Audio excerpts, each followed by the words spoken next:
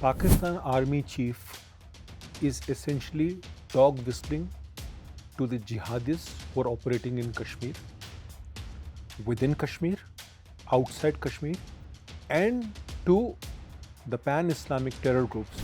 He's basically instigating the Pakistani jihadists to do a terror attack within Kashmir or in the hinterland of India. The ceasefire or the no-fire pact between India and Pakistan, it is not on a paper.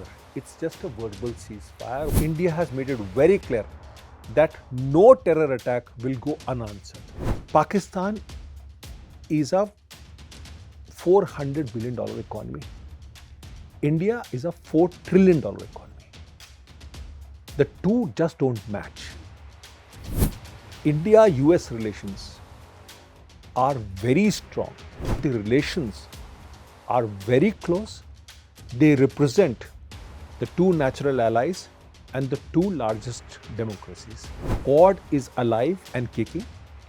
The four ministers are meeting, after which Jaishankar will be joining Prime Minister Narendra Modi, will be on his tour and going towards the BRICS summit. The Quad meeting is going to be a precursor to the Quad summit that is supposed to take place in India.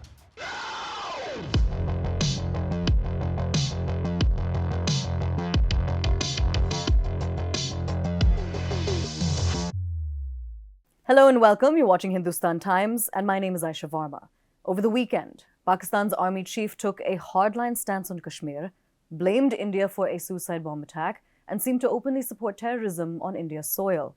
Beyond this, there's a big focus on the relationship that India and the United States share.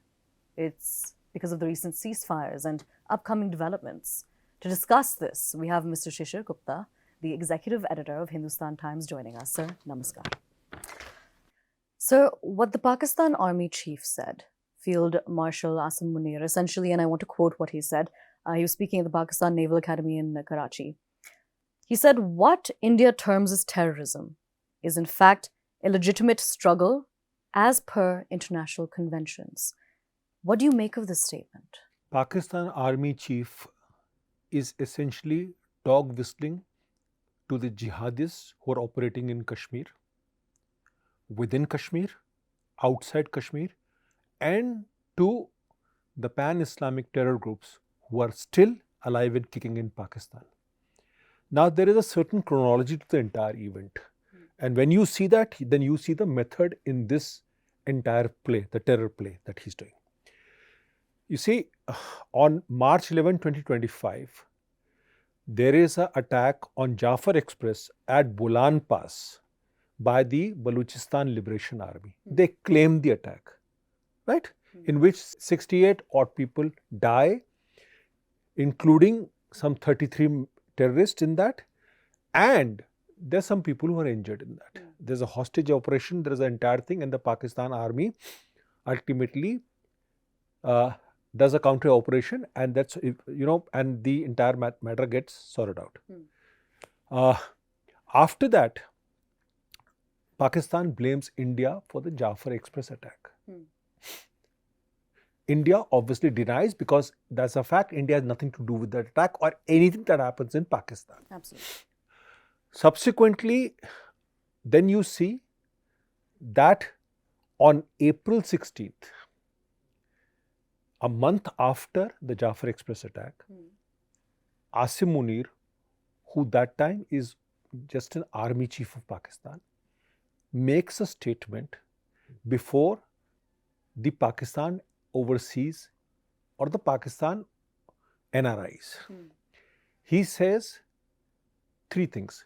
He says Kashmir is the jugular vein of Pakistan. He says that he spews hatred towards Hindus. He says what is happening in Kashmir is essentially a freedom struggle. What he's trying to say is that the Kashmir is still the unfinished agenda of the partition that happened in 1947. Immediately 6 days later, you have the Pahalgam attack, in which 26 Hindu males are killed after being identified and shot at point blank range by AK-47 assault rifles. Now, these people, the perpetrators, are still at large. My understanding is that they're still within Kashmir, and the Indian security forces are very much aware of the general area in the jungles where they are. They're lying low, but we are waiting for the counter-terror action to take place. Okay. Now, once this attack happened, India was forced to do Operation Sindoor on Pakistan, right? In which India attacked 9 terrorist camps, and subsequently 11 air bases of Pakistan were made non-operational, right? Pakistan lost a number of fighters, a number of wide-bodied aircraft in that. Now, after that, the May 10th no-fire pact took place, right? Now, on June 28th, there was a suicide bombing in North Waziristan by the Pakistan Taliban group headed by one Hafiz Gul Bahadur group. Now, in which 16 Pakistan army soldiers get killed in a suicide bombing, and a number of people get injured. Subsequently, Pakistan again blames India for the terror attack, which India rejects with all contempt it deserves. Then again, now Field Marshal Asim Munir again comes up and repeats the same thing that he does on April 16th. This statement of Asim Munir is basically an indicator that he is instigating Pakistani jihadists to do a terror attack within Kashmir or in the hinterland of India. This statement is very dangerous because India has made it very clear that no terror attack will go unanswered. Absolutely. So essentially, he's warmongering. Essentially, he's trying to instigate people to do a terror attack in Kashmir. And it is a statement which should be condemned by everybody who's looking towards peace in the Indian subcontinent. The statement also comes at the time when Amarnath Yatra is on.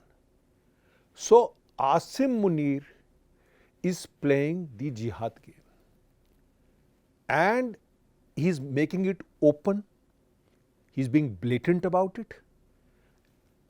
But the other part that he's doing is he's trying to attract the attention of U.S., who he thinks is now an ally after he had this lunch with President Donald Trump. Absolutely.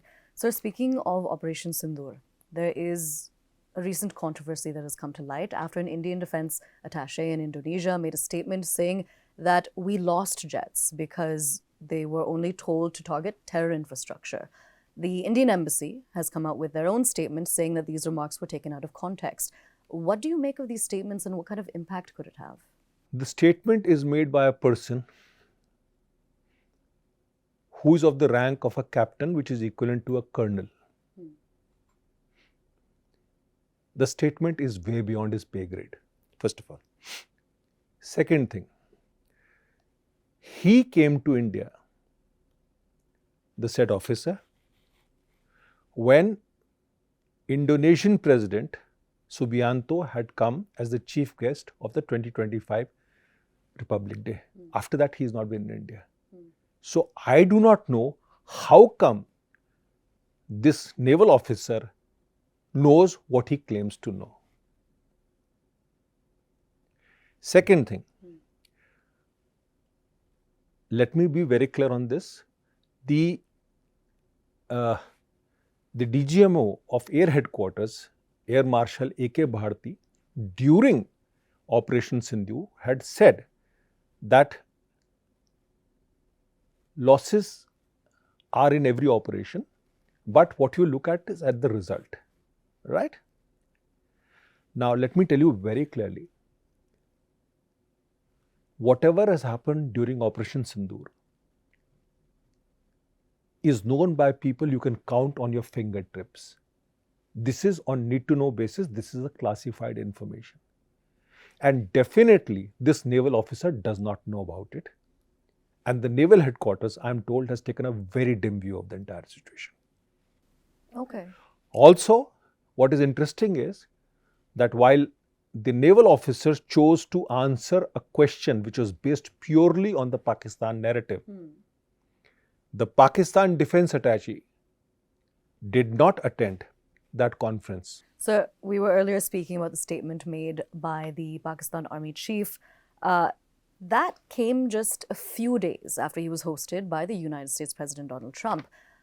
Speaking of India and the United States, there's a certain negative sentiment about that relationship. What's behind this and where do we go from here? Aisha, the negative sentiment that has been generated, deliberately generated or generated, so to speak, is because that flows out of this lunch that Field Marshal Asim Munir had with President Donald Trump, but that time the focus was on the Iran operations which were conducted by Israel. It was on the Iran-Israel war, right? But let me tell you very clearly, Pakistan is a $400 billion economy. India is a $4 trillion economy. The two just don't match. India-U.S. relations are very strong, whether it be defense, trade, technology, people-to-people relations. I will not be wrong if I say that India-U.S. trade deal should be signed perhaps this week. And the relations are very close, and they are basically they represent the two natural allies and the two largest democracies. So Pakistan hardly has a role to play. It's just a spoil sport. Now, speaking of meetings and the overarching results that are going to come out of them, on the 1st of July, we're going to be seeing the Quad meeting take place. Our External Affairs Minister, Dr. S. Shankar, will, of course, be there. What is going to be the overall focus there? And can we expect anything to take place on the sidelines? See, the Quad meeting, which is tomorrow in Washington, it's an important meeting because you must remember that it was President Trump who has actually shouldered the Quad. He was the one who introduced it during his last tenure in 2017, the Foreign Ministers' Dialogue and so on and so forth. Now, there are many who think that actually Quad is a talk shop. It is not. Let me say that very clearly. See, Quad does HADR, that is Human Assistance Disaster Relief, right? Who does that in Quad? It is the navies of the four countries. When the navies of the four countries get together, there is definitely a dialogue on defense. There is a dialogue on technology. There is a dialogue on trade. There is a political dialogue. So Quad, just because Quad does not have a headquarters, does not mean that Quad is actually lives, it's in a realm of sort of fantasy. Quad is alive and kicking. The four ministers are meeting, after which Jaishankar will be joining Prime Minister Narendra Modi, who will be on his tour and going towards the BRICS summit. The Quad meeting is going to be a precursor to the Quad summit that is supposed to take place in India, possibly in September this year, right? In which President Donald Trump and the leaders of Japan and Australia will attend. So when we talk about the United States president, he has time and again claimed credit for the ceasefire that took place between India and Pakistan. We already know what Prime Minister Modi has said about it multiple times. But when we talk about the ceasefire, not just between India and Pakistan, but also between Iran and Israel, will they hold? The ceasefire or the no-fire pact between India and Pakistan,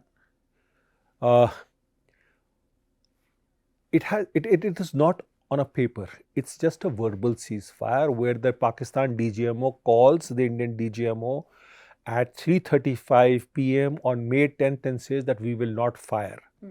And we respond by saying that if you don't fire, we will also not fire. But there is no pact per se in that, right? Similarly, the ceasefire or the no-fire pact between Israel and Iran, again, it's a verbal pact which has been shouldered by U.S. President Donald Trump. Now, the whole thing is that these ceasefires, both of them look pretty uneasy, or it's essentially an uneasy truce.